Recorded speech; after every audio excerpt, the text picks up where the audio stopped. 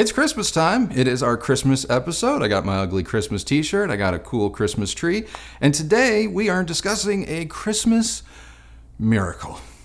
After a full year of Christy asking, me wanting, you guys asking for it, us emailing, frankly begging on social media, we finally get to bring you a KEF loudspeaker review.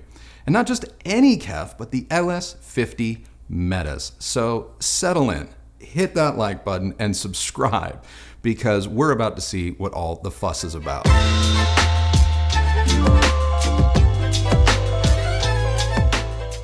The LS50 Meta from KEF is an update to the brand's hugely popular LS50 bookshelf loudspeaker. And like the LS50, the Meta is still a two-way bass reflex design that utilizes KEF's signature UniQ driver array, which is now in like its 12th generation. Now the Meta has the Meta Material Acoustic Technology. Babe, hey, can we maybe just skip past this part? This part? Yeah, this part. The Meta what? Like, can they not just look this up online? Or you can just throw it on the specs? I don't know. We've waited a long time. Like, it's been a year we've been waiting on this, and I don't know. I just kind of want to hear about the sound. Can we do that?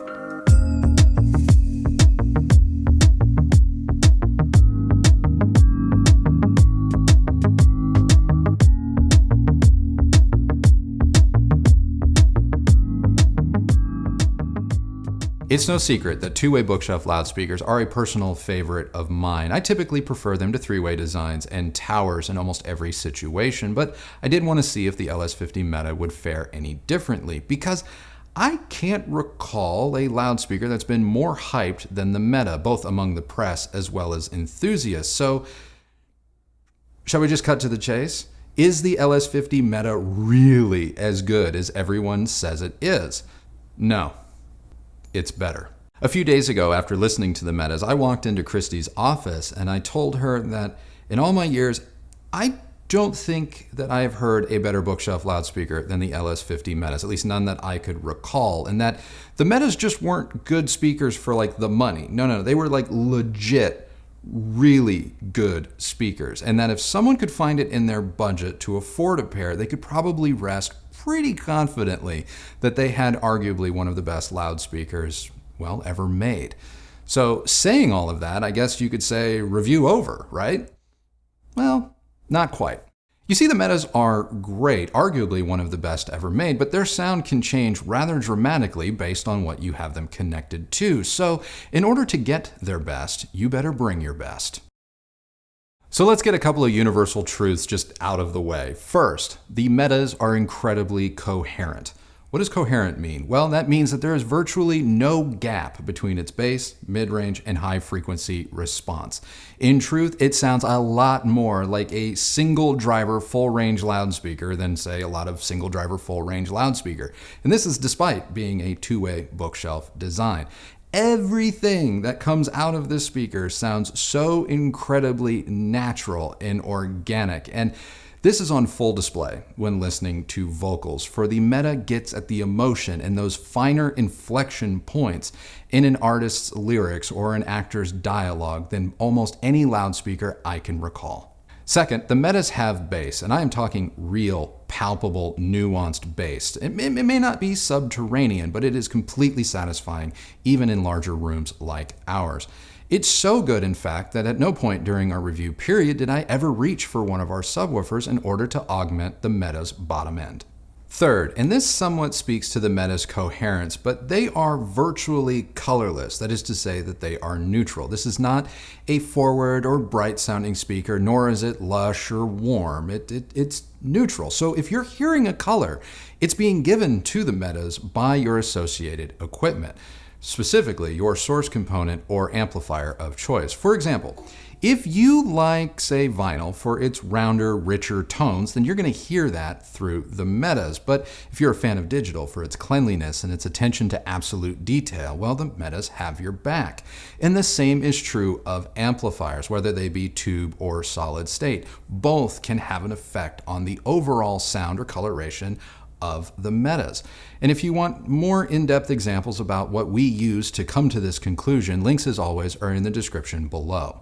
Lastly, the Metas are among the best imaging loudspeakers I have ever heard.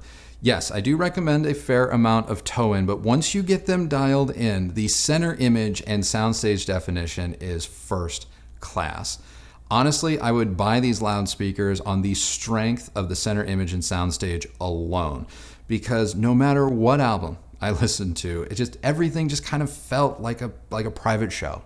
So those are the universal truths about the Meta. So what was that catch again? Well, with a sensitivity of 85 dB and an impedance that can dip well below 4 ohms, it's not like the Metas are difficult to drive per se, but drive them properly, it takes some pretty decent amplification. Now, we've actually had these speakers for a little while, so we've been able to pair them with every single amplifier we have in-house. I'm talking the XLS Drive Core 2 from Crown, a little bit of a fan favorite, the XTZ Edge, even the super affordable Sony 190 stereo receiver, all on the way up to our reference gear. And you know what happened with that Sony receiver?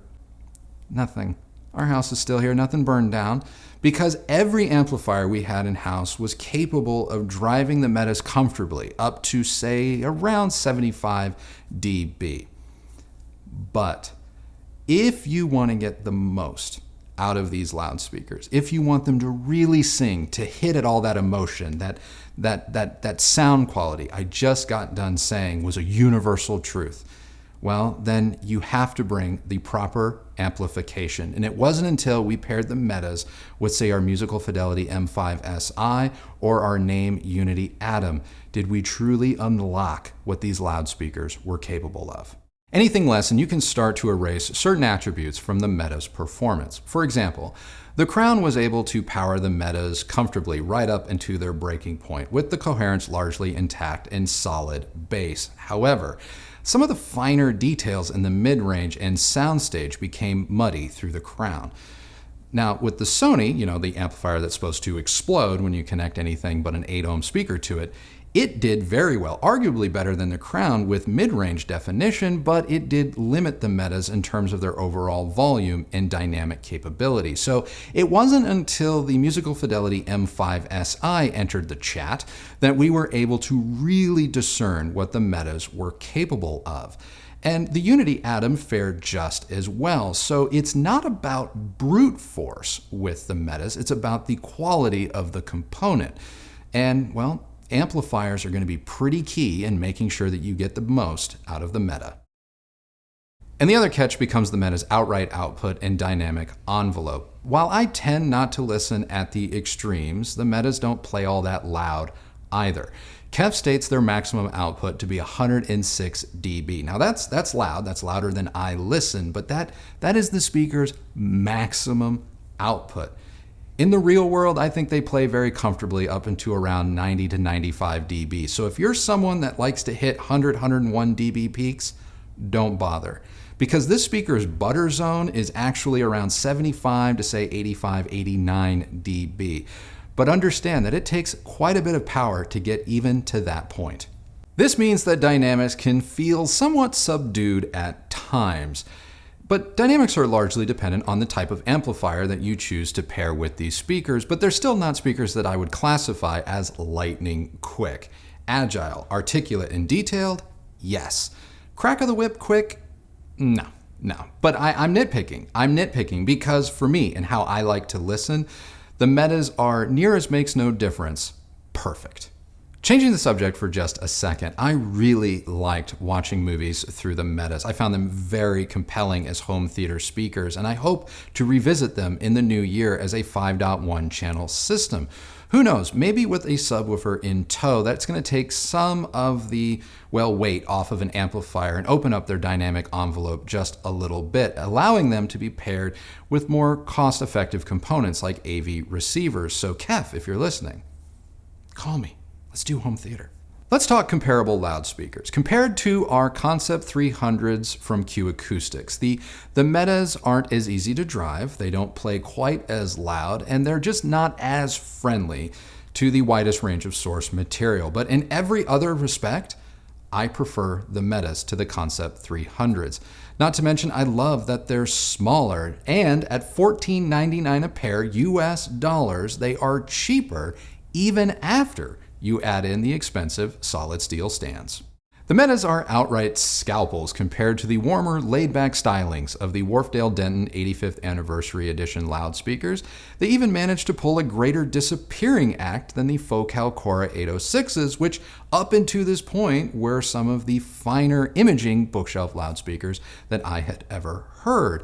And if we want to compare them to, well, less efficient bookshelf loudspeakers with cult-like followings, well, the Metas destroy absolutely anything I've ever heard from ELAC.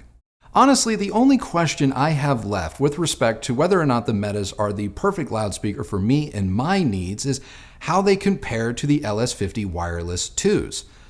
I don't know, but you better believe I plan on finding out. And if you haven't caught on by now, it should come as no surprise that the KEF LS50 Meta is our joint loudspeaker of the year 2020 under $1,500. And if I can call an audible, it would actually be my overall loudspeaker of the year for 2020, regardless of price. Shut your mouth. I will not. And that's it. That is our review of the KEF LS50 Metas. What did you think?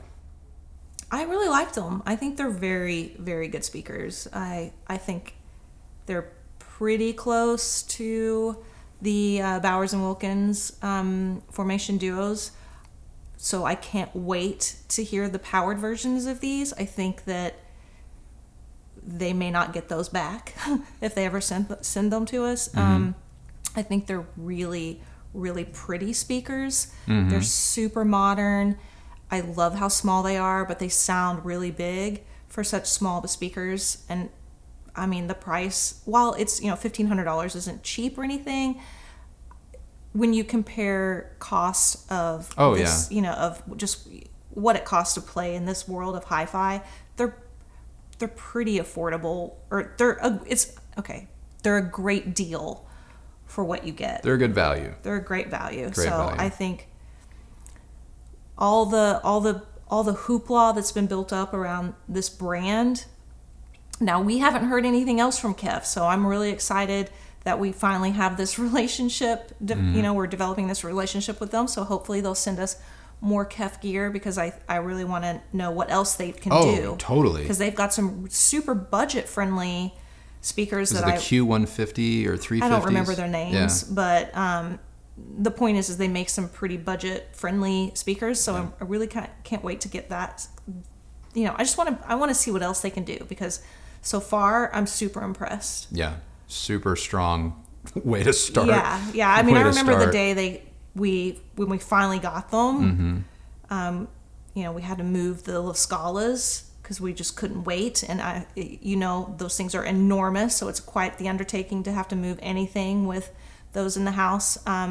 But we powered these speakers up, and we were both like, whoa, these are good. And so we had to completely rethink our 2020 product of the year show, which we were like basically in the process of writing that script. So they were complete game changers for us. Yeah, they were the dark horse, came in late.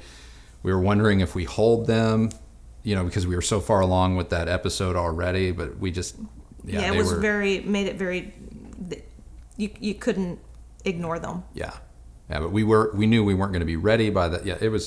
They were good. Yeah, they were good, and the build quality is like and it's funny because we have another kind of KEF-like speaker in the Technics here, and you see the Technics are good. Don't get me wrong, they're good, but like you can see the build quality, you can see the design here that KEF really went to, and you're just like, whoa. Yeah, they're nice. They're nice. They look way nicer than $1,500 speakers, I would say. Yeah. I don't know. I would agree with. I think they're a great value at $1,500. I think they definitely, if they wanted to charge more, I do think that they are worth more.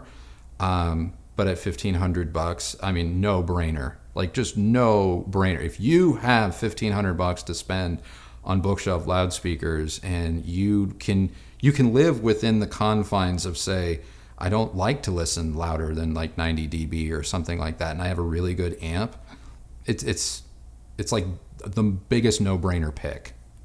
Like I don't think someone is going to not like these. is basically what I'm saying. Yeah.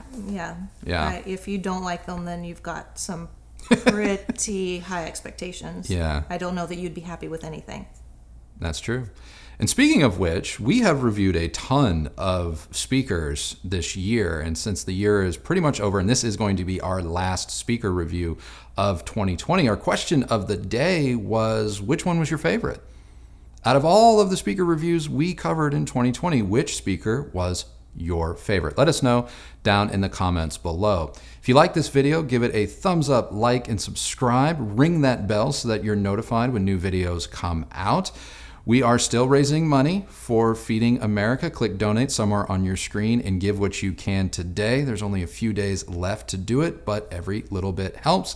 And we are closing in, I think, on like $5,000 maybe. Maybe we can get there with your help. So donate what you can today. If you used any of the links that Kristi left you down below, know that that is a great way that you continue to show your support for this channel and the work that we do here, and we thank you guys very much.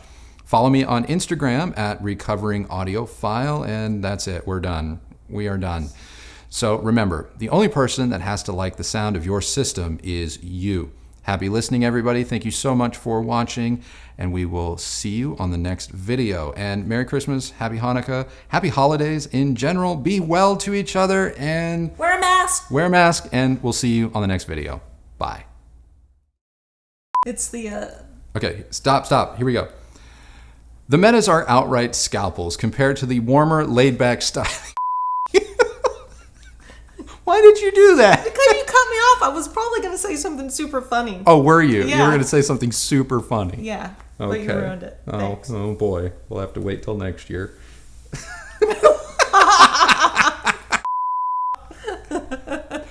See how I do it? Yeah.